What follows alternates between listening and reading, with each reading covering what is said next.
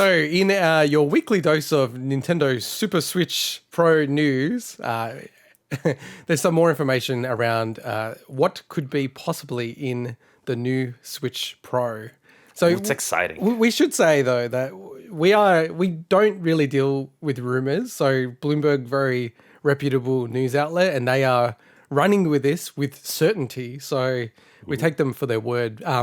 So some stuff that we had speculated previously about, and I'm really excited to see it, given that they do work with Nvidia, is that they do seem to be employing Nvidia's deep learning super sampling, DLSS, upscaling, which really it simplistically uses machine learning, so AI, to up-res from a lower resolution to a higher resolution whilst retaining the quality of that resolution if you were originally running at that resolution. So, and it works amazingly. Well, yeah, like this is, I have it on my graphics card. Same.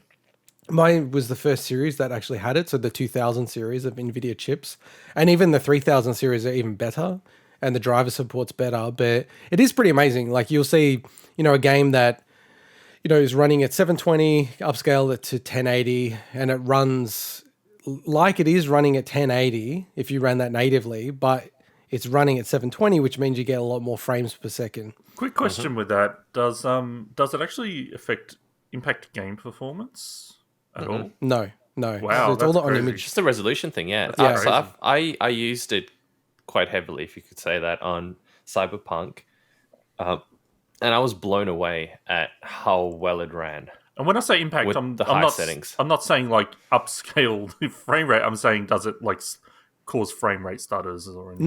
No. Absolutely none at all. It was Wow. flawless. Yeah, it's so incredible, absolutely incredible. What it can create is artifacting, like strange artifacting. Yep. And that's just Had a the bit of nature of the machine learning stuff. But I think, like, I haven't noticed it. I'm the same as you, Mike. Any game I on have my noticed PC. it. Oh, you have? Interesting. Yeah, absolutely. So stuff like the I noticed it on a few things. So first of all, unless generally speaking, unless you see something side by side, there's a lot of things that you'll never notice because you kind of just assume that's what it's supposed to look like because you don't have a point of reference. But one thing that I noticed that was a bit weird were some of the effects from the holographic heads-up displays on guns. You notice artifacts and stuff that I sit there and I think that doesn't seem right. And if you switch it off, you can see that it actually fixes it. Okay. So there are certain things like that which weren't like deal destructive breakers. by any means. Yeah. Oh, absolutely no deal breaker whatsoever. But it certainly was something that you noticed. But it's in the minority. Like overwhelmingly, I was blown away how well it worked, to the extent that I could run the game on practically mostly the higher settings without ray tracing on a 2070. And it might not seem like much, but being able to run everything pretty much maxed out at 1440p upscaled resolution technically, so probably would have been running at 1080. I was still pretty impressed. Like I was super happy the way it works. So having that on a 3DS would just blow me away. It'd be so sick. A 3DS. Wow, that 3DS. was really I'm saying a impressive. Switch. Man, I've had so little sleep on a Switch. It'd be really impressive. Yeah, and we should say it's not on every single PC game. The PC game has to support it. That's right. Yeah. So it'd be really interesting to see what that means for the Switch going forward. As a previous report said, we're talking about a 7-inch OLED screen. That would be 720. So I'm actually really fascinated to see if DLSS kicks in, maybe runs games at 540p, upscales to 720, but then hopefully targets more of a 60 frames per second. Fingers crossed. Hopefully, but I'm also hoping that, I mean, you're probably about to say that too. It's going to have 4K support. Yeah. That it'll have the 720 or 1080p, whatever it can run. Upscaled to 4K. And then upscale it to sure. 4K. Yeah, that's the only way it would actually work, I think. So, and the other one is, and we should be clear about this, this is more from Bloomberg's intelligence unit around, because they have relationships with the supply chain for Nintendo. So their estimate is that they would expect an increase of $50 to $100 on top of the current Switch pricing. Now, if we convert that into Aussie pricing, we're talking about a Switch being anything between maybe 500 to 575 Australian dollars. I think that's pretty reasonable. I think the thing that we might get a bit screwed about is that the exchange rates when the Switch came out versus now, like the Aussie dollar has strengthened.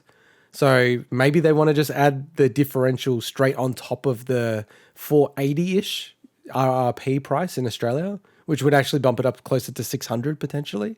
And they're very adamant that it's going to be a holiday 2021 release. We should also just flag that in another report that they had, Nintendo's expecting flat to rising sales of Switch hardware, which is pretty bloody impressive given they sold so many in the last fiscal year. And also an extra 50 million software sales, up to 250 million software sales. So did Bloomberg say something about them having like unannounced marquee titles that Yes. would drive this, which I can understand if they're expecting this together with, this new model plus these new titles. When they say marquee, do we say an Odyssey 2 or something, because what else is there that they haven't already announced? it has to be. I would expect it to be Zelda and Odyssey 2. So, and we're just to remind everyone, it might not be 2021 because Nintendo's fiscal year runs from the 1st of April to the end of March 2022. But I mean, like if you're looking at the timeline of Mario games, I think we are due. Like they don't take as long on average as Zelda games. And especially if they create like an Odyssey 2, you'd think they'd use the same engine and maybe make a few tweaks. So like when you're looking at Galaxy 2, it wasn't a huge amount of time between those games. And then factoring in for COVID, I think it makes a lot of sense. I think it'd be amazing if they had those two games coming out within the next fiscal year. Just going back to the DLSS thing quickly. So from what I understand, and I'm definitely not technical in any way, the Nvidia Shield had upscaling as well, but it wasn't using DLSS. It was using I don't know what it was, if it was like a lower form of the technology or if it was a more basic application. So do we think that is 100% actually that specific like technology to DLSS, or do we think that some people, it might be something a bit lower end? I'm just thinking like the Switch, like this is still not, it's not going to be the most powerful console, even chipset, even when it's upgraded. So I'm just wondering, like, does it make sense for them to do something that's a bit more proprietary? Well, I mean, so we should say just about DLSS.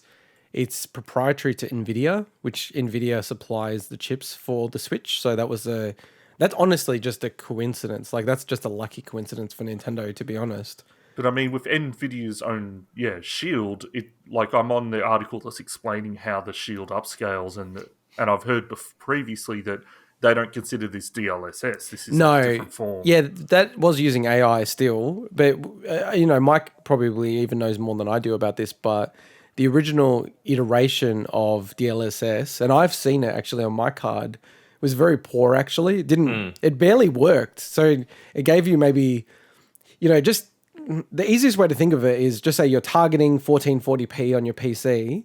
It's like, are you getting more frames per second for roughly the same look of the graphics? Yes or no, right? The original version of DLSS was only giving you like maybe 5 to 10 frames a second if you're lucky. And then there was a lot of artifacting. So, you could even argue it didn't even look as good. Whereas the current iteration is more like 20 to 30 in some cases. Yeah, is massive. I'm just trying to understand how the hell they're going to get this to, even with the price increase, and like together with the chip shortages around the world and whatever they are. It just seems wild, the fact that they must, for them to be able, they're starting production in June, that's the reports or something like that. Like they must have already secured a lot of this stuff. Well, they're quite including lots of lucky sand. because a lot of the shortages aren't actually going to impact the Switch as much, given the architecture of the Switch versus PCs, and then actually the new current gen now, PS5s and Xbox Series X, because they share more similarities in their architecture to a PC, whereas the Switch doesn't. The Switch is not running like on an x86 or an x64 style architecture. So it actually has helped the Switch. It's become a bit of a strategy credit for Nintendo, where they should have clearer run at creating it. Now, if the Switch Pro does come out this year, and Bloomberg's adamant that it will, this thing is going to be like the hottest thing to buy. Like I get that the PlayStation's hot, but like, to be honest, like if you look at the catalog of games and things like that, there's kind of like not that many reasons to buy the PS5. But you look at the Switch, there's so many games I would love to get a Switch Pro just to run the games better. I agree with the second part, but with the first part, I'm going to have to do a correction before we have to do it next week when we get 50 people telling us we're idiots. There's quite a few games, especially if you haven't played them on PS4, that are really worth getting the PS5 for, if that makes sense. You mean the upgrade to the PS5 version? Yeah, both the upgrades, both the whole catalog of free games they give you. Like if you haven't played God of War, which to this day I actually still have. But you're not going to buy $700 console to. I don't know. I feel get like a few it's free a selling games. point. Well, you get like I don't remember off the top of my head. Correct me if I'm wrong here, but it's at least 10 plus the new ones the new ones that just got released, including Horizon Zero Dawn that was available. You get a catalog of really solid, awesome, top games, not just, for lack of better words, shovelware or anything like that. They're like really top games. And I think it's worth it for the money. It's absolutely worth it for. That's with the because of PlayStation Plus subscription. So that's another $80 Australian dollars. You subscribe to it quickly and then you just. I don't know. I'd be happy to bet that the Switch Pro is going to be a lot more in demand than the PlayStation 5. So just about the Switch again. So do we, from the reports that we've seen from Bloomberg, do we have an indication that 100% this stuff will be within the actual Switch itself, or if some of this technology will be in the dock? I think with the DLSS, it'd be a miracle if it was in the dock, just because there's huge advantages being on the board itself, on the actual motherboard. Yeah, I just wasn't sure if it made sense at all for that to work, but I have no idea how that stuff even works from a chip standpoint. Yeah, it's just more like, okay, we know that it's not going to be. There's no point to use DLSS when in handheld mode. So I'm just thinking, if there was any there, but I guess that does mean that potentially, maybe we'll even use the same docks as the existing docks. Then, well, the more I thought about it, the more I thought, you know what, like, would they really want to get a new dock that had actual chips in it and everything like that? It feels very un-Nintendo like. Although the most Nintendo-like thing is to do something that you don't expect them to do. I don't know. It's tough once, Winnie, because there are external GPUs now for PCs, and they work very well. Like, I've spoken to a few mates who've had them for laptops. They've literally had like 3060s or 3070s or something like that in external GPU configuration, which is really weird setup when you think about how much money they've spent. Why don't they just get a desktop? But anyway... I wonder though if it's even possible. How when you dock the Switch, how instantaneous or quick it is. Yeah. I imagine that would probably not be possible if it was actually having to then use the technology as opposed to just quickly displaying the output. Because the only thing that I'm questioning is because with DLSS, essentially it has to do it before the frame's rendered. So that's the only thing I wonder if the speed that it needs to sort of operate at is such that they need to absolutely maximize and ensure that it's as close to the processing unit and the GPU itself to work properly. I'm not an expert in that area. It'd be interesting to know. I'm looking forward to finally Nintendo announcing this bloody thing. Oh, yeah, same. It's going to be so annoying if they drag it out to September or something like that. I'm looking forward to opening my current Switch. Yeah, Mike was holding up his red and blue. It's Nintendo practically Switch. only red. I mean, the box is red and blue, but let's face it, the actual Switch itself is just red. Yeah, pretty much. It looks cool. I like it. I think what happened in the end is a few times I opened the box and I looked at it and you thought, why did I buy it? No, not that. I think I still suffer from PTSD growing up under a communist regime where seeing anything red like that just has this triggering effect. I think he's being real. I don't think he's joking. Sweeney. I like how Sweeney's laughing. No, I'm laughing in the sense that, you just come out of nowhere with stuff. That's what I'm laughing about. Not the topic. It's just the fact that suddenly it's man, communist regime. Dude, I've given up trying to figure out how my brain works. It does things, and I just Go along with it. All right, let's move on to our next story.